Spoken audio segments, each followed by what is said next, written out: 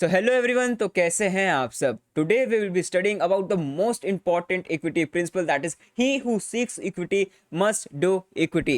But before starting the video, if you haven't subscribed our YouTube channel, then do subscribe it and press the bell icon. And if you haven't joined the Telegram and the WhatsApp group, join them. The links are in the description box for the latest judicial updates. So without any further delay, let's now start our topic, that is he who seeks equity must do equity.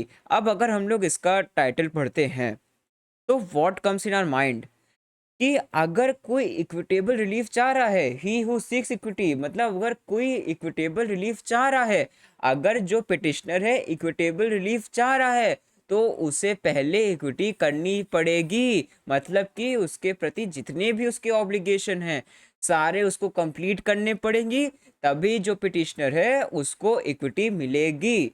अब इसको एक मैं example के through समझाऊंगा, but पहले introduction में क्या लिखना है पहले आप लोग वो पूरा समझ लीजिए कि आप लोग को क्या लिखना है कि if the petitioner is seeking for और it is willing for equity, then he must complete all his obligation, then only he will be granted equity. तभी उसको इक्विटी मिलेगी, नहीं तो अन्यथा उसको इक्विटी नहीं मिलेगी। ठीक।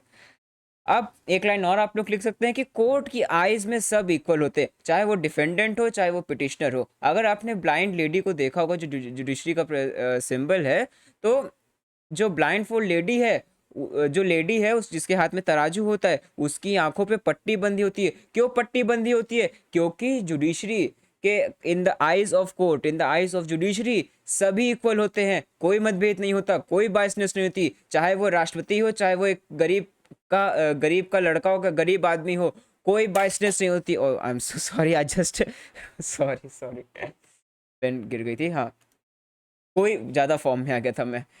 कोई बायसनेस नहीं होती, जुडिशरी की आइज में सब इक्वल है।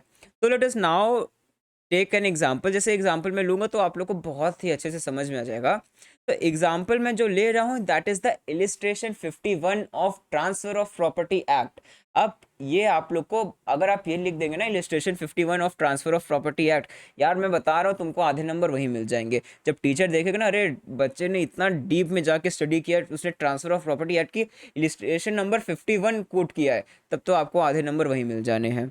तो इलिस्ट्रेशन नंबर 51 में, इलिस्ट्रेशन मीन्स मतलब एग्जाम्पल, जो इलिस्ट्रेशन 51 है ट्रांसफर ऑफ प्रॉपर्टी का, मतलब एक टाइप का दैट इज एन एग्जाम्पल। ठीक है। अब एग्जाम्पल क्या है कि एक आदमी है, I think I have to add one more page, just a second.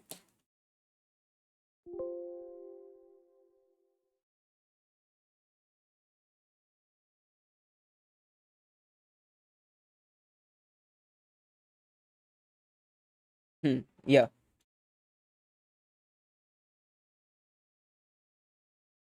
सो एक आदमी है एक्स। ठीक है।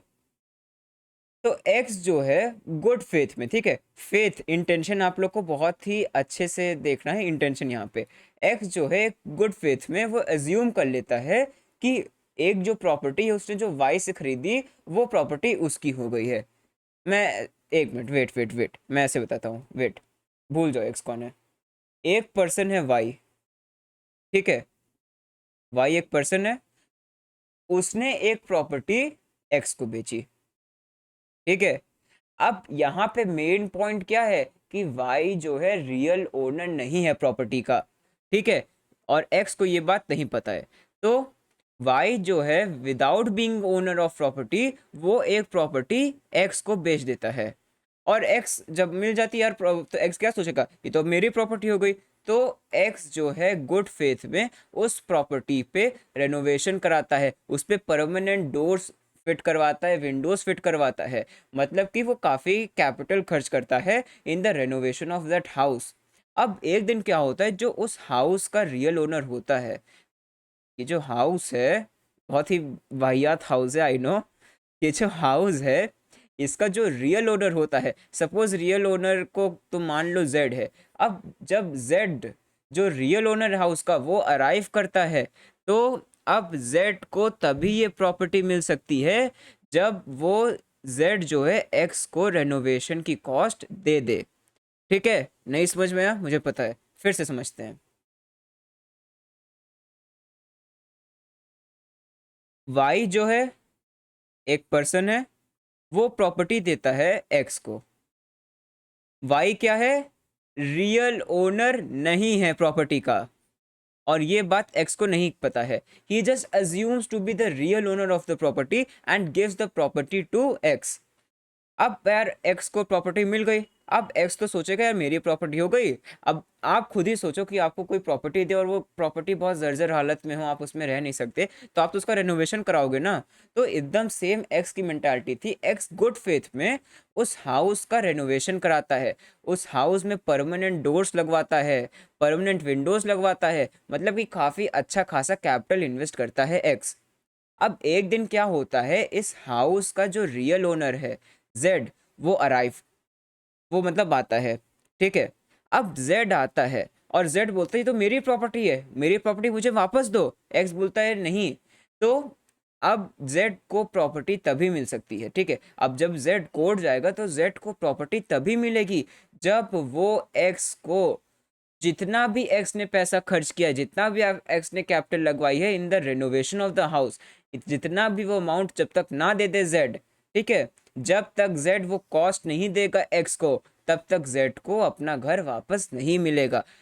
Being the real owner of the house, जब तक कॉस्ट ऑफ रेनोवेशन आप जेड को एक्स को नहीं दोगे, जेड जो है जब तक कॉस्ट ऑफ रेनोवेशन जेड जब तक कॉस्ट ऑफ रेनोवेशन एक्स को नहीं देगा, तब तक रियल ओनर जो अपनी प्रॉपर्टी वापस नहीं ले पाएगा, ठीक है। तो यही ये मैक्सिम कर रहा है। अगर आपको इक्विटेबल रिलीफ चाहिए तो आपको पहले खुद इक्विटी करनी चाहिए। अब यहाँ पे क्या था कि जेड को इक्विटेबल रिलीफ तो चाहिए, बट जेड को इक्विटेबल रिलीफ कब मिलेगा? जब वो खुद इक्विटी करे। इक्विटी कैसे करेगा? जितना भी एक्स ने पैसा खर्च किया रेनोवेशन में उसे वापस दे दे।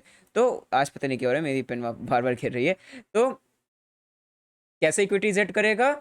जेड इक्विटी ऐसे करेगा जब वो एक्स को पूरा पैसा वापस दे दे जितना भी एक्स ने खर्च किया इन द रेनोवेशन।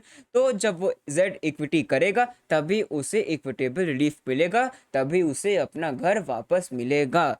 तो this was the whole maxim, that is he who seeks equity must do equity. अब देखो, अब इसमें एग्जाम्पल में हम लोग क्या देख रहे हैं कि इसके एग्जाम्पल में प्रॉपर्टी का मैटर है। तो इसका एप्लीकेशन कहाँ आ जाएगा? सबसे पहले आ जाएगा एप्लीकेशन, इसका एप्लीकेशन आ जाएगा ट्रांसफर ऑफ प्रॉपर्टी एक्ट में।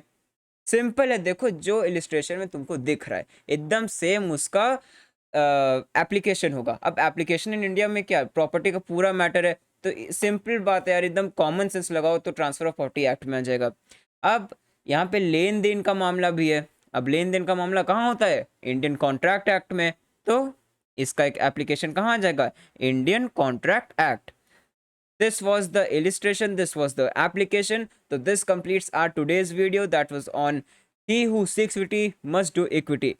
आई होप आप लोग को पूरा वीडियो समझ में आज आ गया होगा। आपने कमेंट ज़रूर लिखा करिए वीडियो में, ताकि मुझे भी पता चले कि जो मैंने पढ़ाया, जो मैंने इतनी मेहनत की, आप लोग को कितना समझ में आया, ठीक है। तो your comments matters a lot, ठीक है। तो this completes our topic. And अगर आप लोग को अभी से जुडिशरी की तैयारी करना है, मैं तो बोलूँगा अभी से आप लोग को करना चाहिए, क्योंकि अभी आपका एलएलबी का कोर्स बहुत ही कम है। अभी आगे चल के एलएलबी का कोर्स और डिफ़िकल्ट होगा, तब आप लोग को टाइम कम मिलेगा, और जुडिशरी की प्रिपरेशन करने के लिए आपको 1.5 से 2 साल तो लगेंगे ही। तो अगर आप अभी से पढ़ के रखेंगे तो आगे के लिए काफ़ी आसान हो जाएगा टू क्रैक जुडिशरी एग्जाम्स। और अगर आपको जुडिशरी की प्रिपरेशन करनी है तो हर्ष बरी सर से अच्छे सर आपको तो मिलने नहीं वाले। He has over 31 years of teaching experience. तो आप सर की कोचिंग ज्वाइन कर सकते हैं। कोचिंग ज्वाइन करने के लिए अगर आपको कोई भी इंक्वायरी है तो आप सर के नंबर पर बात कर सकते हैं। उनके नंबर दिए हुए हैं स्क्रीन पर 9005078691 and 9335144265। So this was all for the today's video. Hope you like it. Thank you and have a nice day, and do comment down below because your comment matters a lot. Thank you.